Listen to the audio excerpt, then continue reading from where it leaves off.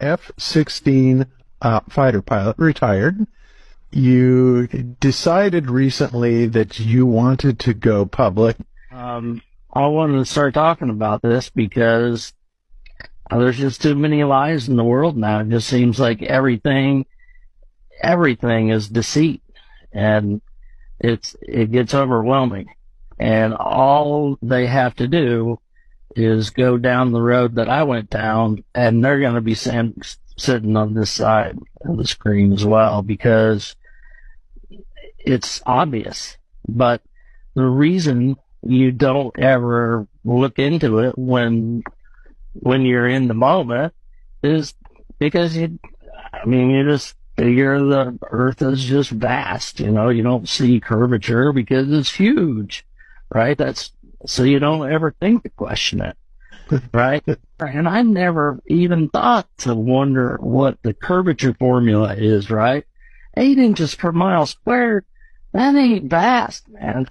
The distances that we were working would have made a huge difference in my visual and radar presentations on a day-to-day basis. I know that it would have. And, I just can't hop back 20 years and put it to the test. I wish I knew then what I know now.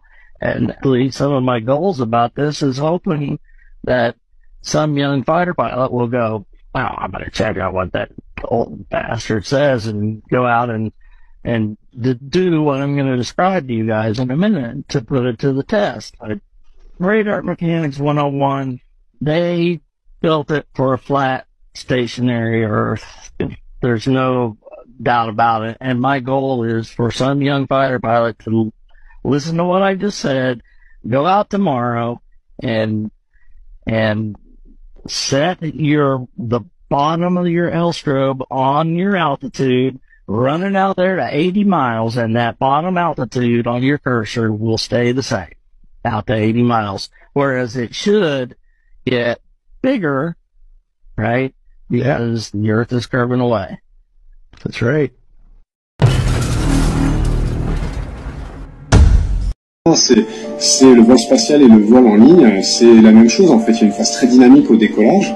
Ensuite, il y a une phase qui peut être assez longue en croisière où là, on utilise les automatismes. Évidemment, ça sert à rien de piloter à la main en ligne droite pendant 6 heures. C'est la même chose en fait. Il y a une phase très dynamique au décollage. Ensuite, il y a une phase qui peut être assez longue en croisière où là, on utilise les automatismes. Évidemment, ça sert à rien de piloter à la main en ligne droite pendant 6 heures. Là, on utilise les automatismes. Évidemment, ça sert à rien de piloter à la main en ligne droite pendant 6 heures. Ça sert à rien de piloter à la main en ligne droite pendant 6 heures. En ligne droite pendant 6 heures. En ligne droite pendant 6 heures. En ligne droite pendant 6 heures. En ligne droite pendant 6 heures. En ligne droite, en ligne droite, en ligne droite, en ligne droite. C'est ça qui est drôle. Si la Terre était vraiment une sphère de 40 000 km de circonférence, les pilotes d'avion devraient constamment corriger leurs altitudes vers le bas, afin de ne pas voler en ligne droite, directement dans l'espace. Un pilote, qui souhaiterait simplement maintenir son altitude à une vitesse de croisière normale, de 804 km à l'heure, aurait à plonger constamment le nez de l'appareil vers le bas, et descendre de 846 mètres, chaque minute. Sinon, sans compensation, en l'espace d'une heure, le pilote se retrouverait 50 km au-dessus de l'altitude prévue.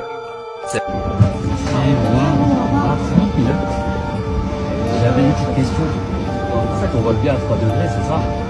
C'est-à-dire l'avant de l'avion, il est à 3 degrés, c'est ça? Je voulais savoir, est-ce que vous suivez sur les longs trajets?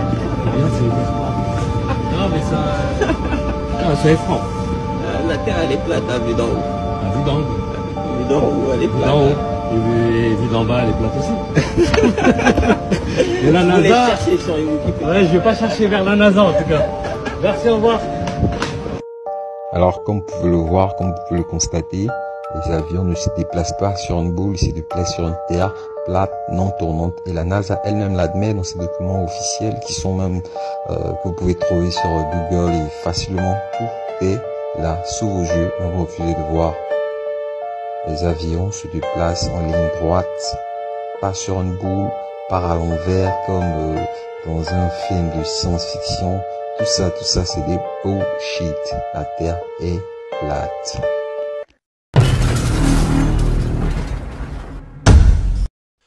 Cette perspective de la Terre plate a démarré comme un exercice à résoudre, qui devait être intégré dans l'indice numéro 7, appelé long périple. Mais après quelques recherches et un peu de patience, celui-ci a pris la forme d'un indice à part entière et mérite sa propre section. Il est aussi un bon exemple que les choses viennent à ceux qui savent attendre. Donc, beaucoup d'emails et de coups de téléphone, la plupart positifs. De nombreuses personnes du monde entier ont commenté sur des routes aériennes de l'hémisphère sud, en disant que 95% des longs courriers de cet hémisphère comprenaient une escale, ce qui en soi est révélateur. Il reste quelques fichus vols long courriers pour contredire cette logique. Alors, évidemment, la question que je me pose est de savoir si ces vols sont réels. Pourrait-il avoir été mis là, juste pour se débarrasser des platériens? Si c'était une ruse, pourrais-je la déceler, savoir comment elle fonctionne? J'ai relevé le défi, et je me suis mis dans la peau de Morgan Freeman lorsqu'il affronte l'équipe des magiciens des 4 cavaliers. Bon, je l'avoue, j'étais quelque peu sceptique dès le départ, car ces vols ne collent pas avec la 3e règle de la Terre plate, qui est que les raccourcis n'existent pas. Seul le globe les permet. Comme dans la magie, il me faut assumer que cette règle n'est pas transgressée, juste masquée ou maquillée pour justement apparaître transgressée. Mais il me fallait d'abord trouver la ruse. Il me fallait voir les avions en question et les voir faire le chemin. N'importe qui peut lister un vol. Mais va-t-il réellement du point A au point B? Avec l'aide d'autres personnes, ceci a été testé. Bien, tous ceux qui ont un portable connaissent le système GPS. Mais beaucoup ignorent que malgré que ce soit un système conçu par les militaires, il a un rôle très civil. Il n'y a pas que votre portable qui soit suivi en permanence. Il y a d'autres choses, et plus particulièrement tout le trafic aérien. Si vous êtes un militaire, vous pouvez suivre tous les avions militaires. Si vous travaillez pour un transporteur cargo comme UPS ou FedEx, vous pourrez suivre toute leur flotte. Le grand public, lui, est dans la plupart des cas limité au trafic aérien commercial. Vous pouvez le suivre à plusieurs endroits. Celui que j'ai choisi est planefinder.net. Vous pouvez en utiliser d'autres comme FlightAware, Flight Radar 24, Flight Tracker. Ça ne fait aucune différence, étant tous sur le même système GPS. Tous ces sites font à peu près la même chose. Ils suivent chaque vol commercial dans le monde, du départ à la fin, en temps réel. Donc, j'ai passé des journées à observer cette carte globale de Planefinder que vous voyez ici. À n'importe quel moment, le système suit entre 3000 et 7000 vols en route partout dans le monde. Vous remarquerez 2 différentes couleurs pour les avions, rouge et jaune. Jaune veut dire qu'il y a un délai de 5 minutes dans le traitement et ne s'applique qu'aux États-Unis. Le truc ici, c'est de pouvoir démontrer quels sont les vols non compatibles avec une Terre plate. Je dois donc en surveiller quelques-uns en train de traverser soit l'océan Pacifique, soit l'océan Indien. La page web se update automatiquement, mais pour plus de sûreté, je ferme et je réouvre la page toutes les 30 minutes, et j'attends qu'un avion traverse un des 2 océans. Et j'attends. J'attends encore. Les heures passent, les jours passent, et pas d'avion rouge pour me divertir. Et à un moment, alors que je suis devant mon écran à attendre qu'un avion traverse, une pensée me vient. Vous devinez laquelle? Rien ne traverse les océans. Que ce soit les vols non-stop ou avec escale, rien. Mais ce n'est pas possible, n'est-ce pas? Les avions doivent bien atteindre leur destination.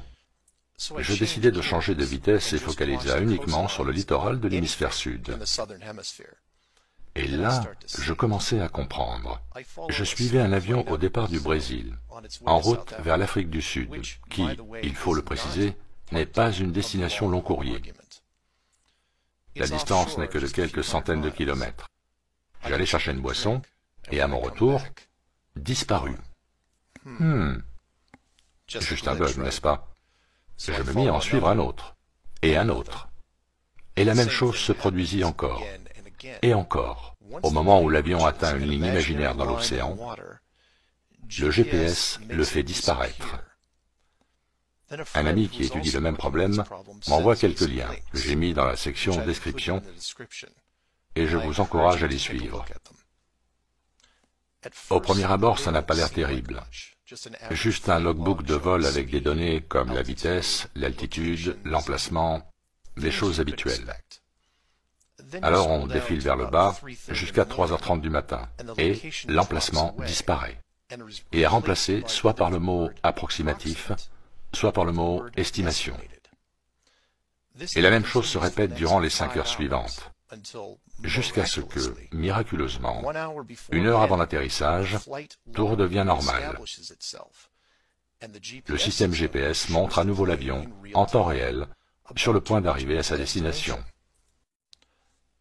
Donc, pour ceux qui n'auraient pas tout suivi, clarifions.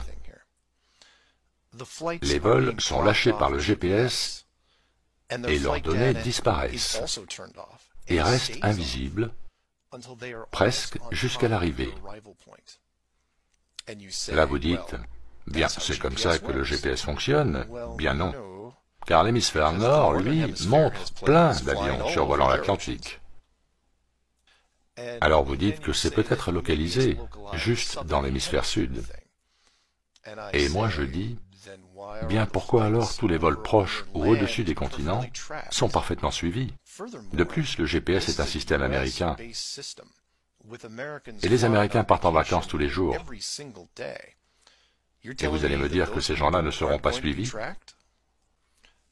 Précisons aussi que le phénomène des avions fantômes ne se produit pas uniquement au-dessus du Pacifique Sud ou de l'océan Indien, comme on pourrait s'y attendre, mais aussi au-dessus de l'Atlantique Sud, qui n'est pas une zone étudiée par les platériens.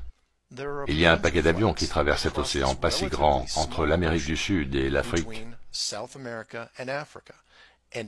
Et chacun de ces avions disparaît rapidement après le décollage.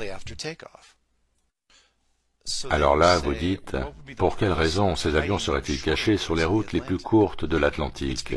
C'est à cause de quelque chose que je n'ai pas vu tout de suite. Si vous cachez un avion, vous devez tous les cacher. Afficher les routes GPS dans l'Atlantique, mais pas dans le Pacifique ou l'océan Indien, soulèverait d'autres questions.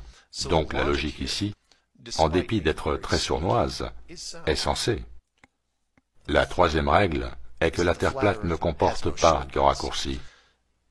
Si vous regardez à nouveau la carte de l'azimutal équidistant, et regardez bien, vous remarquerez que le Pacifique Sud, l'Atlantique Sud et l'océan Indien remplissent la partie basse du globe, alors que sur un modèle plat, ils sont proches de l'anneau externe. Dans ce modèle, il n'y a pas de raccourci entre l'Australie et l'Amérique du Sud. Si vous devez créer des routes commerciales, vous n'avez que 2 choix. Vous prenez la route la plus longue, dans un sens ou dans l'autre, et vous restez au-dessus de l'océan, ou bien vous coupez à travers les terres du milieu. Mais si vous faites ça, vous devez faire des escales, car sur un globe, cela n'aurait aucun sens de survoler les États-Unis pour atteindre l'Amérique du Sud. Aucun de ces choix n'est idéal. Donc les autorités ont fait un compromis. La désactivation du GPS et donc le non-suivi des avions pour chaque vol au-dessus de l'océan dans l'hémisphère sud, puis la réactivation du suivi quand la destination est atteinte. Et ce n'est qu'une des ficelles qu'ils sont prêts à utiliser pour vous le cacher. Ne cachez pas juste 1 ou 2 choses, mais cachez l'ensemble. De cette manière, le sujet a moins de chances d'être abordé. Certains diront, bien joué, vous venez juste de pointer une défaillance du système. Tôt ou tard, ils vont la corriger. Peut-être, mais c'est pas pour demain. Rappelez-vous, c'est une règle, pas une directive. Ils ne peuvent changer la carte, donc ils doivent prendre en compte ces limitations. S'ils ont une meilleure solution de rechange, je suis impatient de la voir. Faites vos propres recherches et posez des questions. Oh, au fait, bienvenue sur la Terre plate, et bon vol. C'était Mark Sargent. Bye.